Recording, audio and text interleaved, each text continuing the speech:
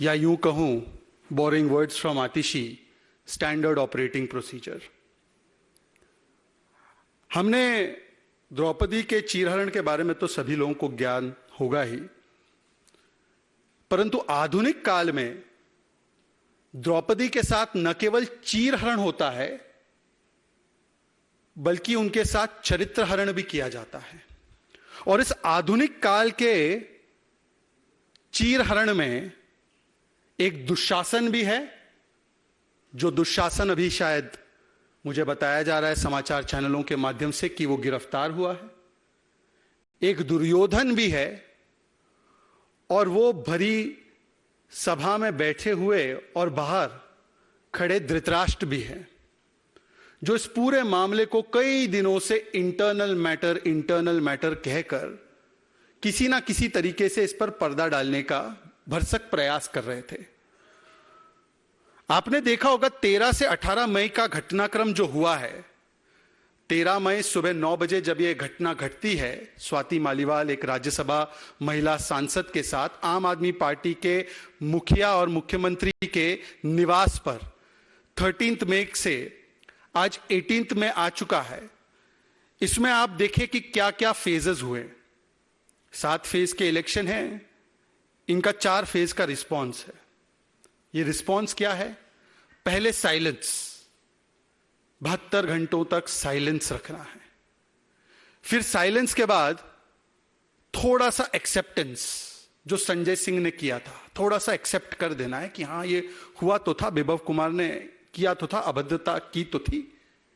फिर साइलेंस और थोड़ा सा एक्सेप्टेंस के बाद ब्रेजन डिफेंस, जिस प्रकार से जो व्यक्ति अभी गिरफ्तार हुआ है, दुशासन मॉडर्न काल का विभव कुमार, वो दिखता है दुर्योधन के साथ, अर्थात अरविंद केजरीवाल के साथ लखनऊ एयरपोर्ट, सीएम के घर पर। मतलब कि जो थोड़ा सा एक्सेप्टेंस भी किया था, जिसमें कहा था हम सख्त कार्रवाई करेंगे, उसका कोई मतलब नहीं था। पूरा ब्रेजन डिफेंस किया जा रहा था इस व्यक्ति का, जिसने आधुनिक काल के चीरहरण को अंजाम दिया। और उस चीरहरण की सारी डिटेल्स आपने एफआईआर में भी देखी हैं। आप ही लोगों के चैनल्स में बताया गया है एफआईआर में क्या क्या सामने निकल कर आया है। 7-8 बार किसी को पीटना, मुंह पर मारना, छाती पर मारना, टी शर्ट उतारना, प्रयास करना इसका। एक महिला पीरियड से है तब भी उसके साथ इस प्रकार का बर्ताव करना। फिर आज आप ही के चैनल्स पे, क्योंकि आप तो जानते हो मैं आपसे ही निकला हूं बीच में से, मैं तो देखते रहता हूं, 24 घंटा आप चलाते हैं।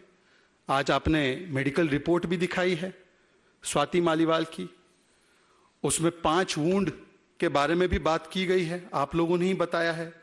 Bruges over proximal left leg dorsal, bruise over right cheek, below right eye, ये सब अब मीडिया ने ही दिखाया है। 164 का भी बयान मजिस्ट्रेट के सामने दर्ज हुआ है। ये कोई हल्का फुल्का बयान नहीं होता। एक महिला अगर 164 का बयान दर्ज करवा रही है तो ये गंभीर विषय है। तो ये 3rd स्टेज था ब्रेजन डिफेंस करना। और अब ब्रेजन डिफेंस के बाद डिसगस्टिंग ऑफेंस। तो आप 4 फेज समझिए आम आदमी पार्टी के। साइलेंस, मुख्यमंत्री आज भी साइलेंट है, वो सवाल आ जाता है तो कांपने लग जाते हैं। और अखिलेश जी के साथ पहले से ही तय करके रखा था कि अखिलेश भाई अगर ये सवाल आ गया, मैं रिक्वेस्ट करूंगा आप अपना म्यूट कर लीजिए फोन। अखिलेश भाई अगर आपका कोई सवाल आ गया स्वाति मालीवाल पर तो मैं आपकी तरफ माइक कर दूंगा, आप संभाल लेना। तो ऐसा साइलेंस है कि अब तक अरविंद केजरीवाल बोल नहीं पाए कि वो आपके साथ लखनऊ एयरपोर्ट में क्यों था, वो आपके निवास में क्यों था। फिर उसके बाद हमने देखा कि थोड़ा एक्सेप्टेंस।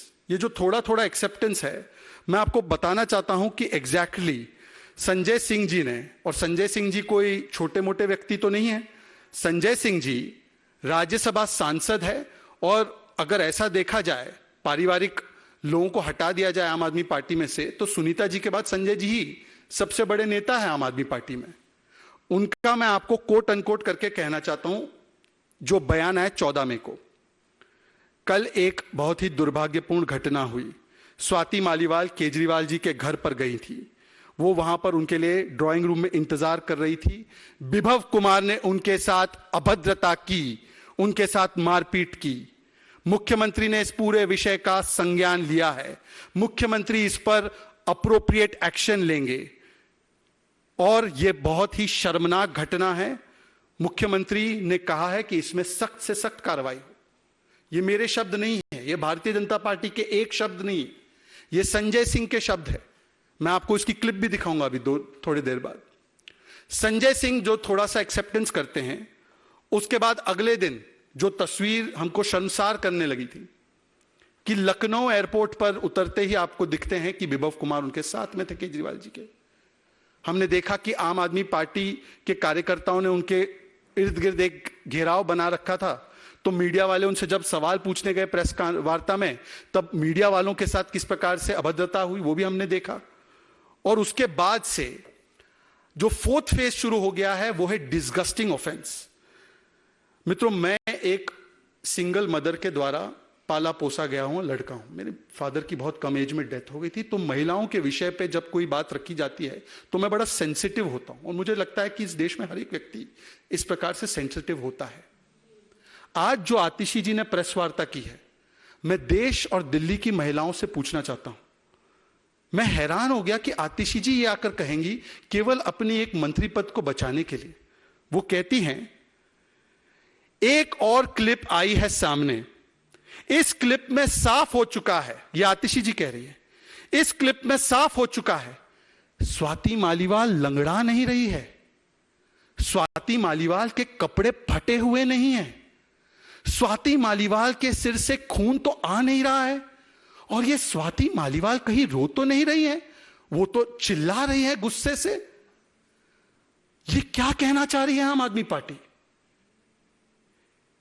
आम आदमी पार्टी का यह तर्क है कि क्योंकि स्वाति मालीवाल या जो भी पीड़िता है, स्वाति मालीवाल को एक मिनट के लिए भूल जाइए, कोई अगर रेप की पीड़िता है, कोई अगर आउटरेजिंग ऑफ मॉडेस्टी की पीड़िता है, अगर कोई महिला के साथ असॉल्ट हुआ है, तो वो महिला अगर रोए नहीं, बिलबिलाए नहीं, उसके कपड़े सारे फटे हुए ना हो, अगर वो महिला के लहूलुहान होने के कोई संकेत शारीरिक रूप से ना दिखाई दे, या अगर वो महिला लंगड़ा नहीं रही है, तो उस महिला के साथ कुछ हुआ नहीं है।